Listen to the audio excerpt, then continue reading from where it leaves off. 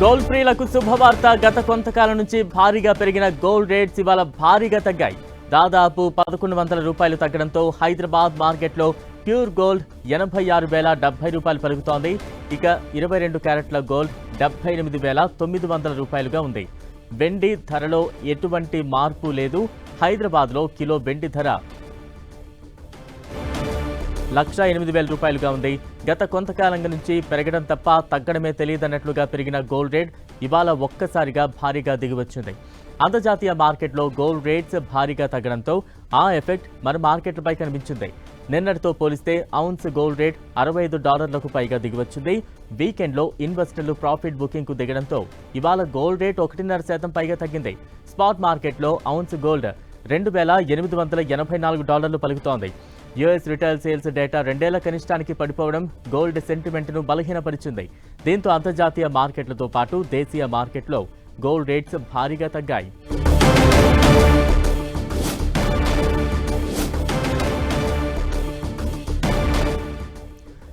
Gold silver trend పై market analyst Geetanand గారిని మరింత వివరాలు అడిగి తెలుసుకునే ప్రయత్నం చేద్దాం. గీతానంద్ గారు నమస్తే అండి. గత కొన్ని రోజులుగా భారీగా పెరిగిన బంగారం ధర ఇవాళ ఒక్కసారిగా తగ్గింది. దీనికి కారణాలంటే ఏం చెప్పాలి? నమస్తే అండి. ఈ రోజు గోల్డ్ దాదాపు 1100 తగ్గింది. మనకు ప్రాఫిట్ బుకింగ్ కి మేజర్ గా కూడా ప్రధాన కారణంగా చెప్పుకోవచ్చు. కొంత యుఎస్ డేటా కూడా సెంటిమెంట్ కొంత నెగిటివ్ గా రావడంతో గోల్డ్ లో మీకు ఈ రోజు ఈ పతనాన్ని మనం చూస్తూ ఉన్నాం. అయితే ఇది తాత్కాలికమైన పతనం కింద తీసుకోవాలి. ఇక్కడి నుంచి ఏదో భారీగా పడిపోతుంది గోల్డ్ అనేది మనం ఎక్స్పెక్ట్ చేయలేము. జనరల్ గా ఏంటంటే ఒక 1 మంత్ లో ఇలా హై రిటర్న్స్ వచ్చినప్పుడు మనకి ప్రాఫిట్ బుకింగ్ జరుగుతూ ఉంటాయి. ఇది అదే కింద తీసుకోవాల్సి వస్తుంది. సో తిరిగి గోల్డ్ పుంజుకునే అవకాశం ఉంటుంది. కాకపోతే ఎవరన్నా ఈ ర్యాలీ మిస్ అయిన వాళ్ళు ఎవరన్నా ఉంటే బై చేయడానికి ఇది గుడ్ ఆపర్చునిటీ అని చెప్పుకోవచ్చు.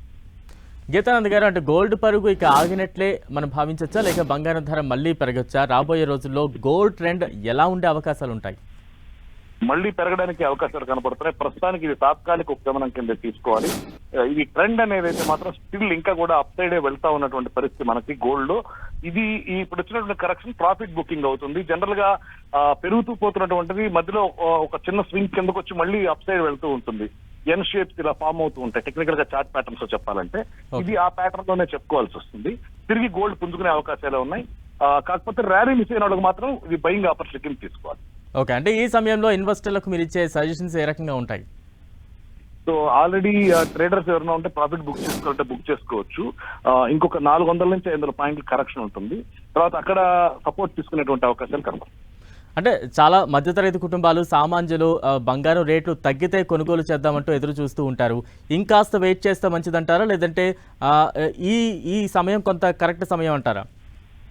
సో ఇంకో 300-400 రూపాయలు తగ్గే అవకాశం ఉంటుంది. అంత మించి అయితే తగ్గకపోవచ్చు. సో ఇదే మంచి ఆపర్చునిటీ అని చెప్పుకోవాలి. రైట్, థ్యాంక్ యూ గీతానంద్ గారు.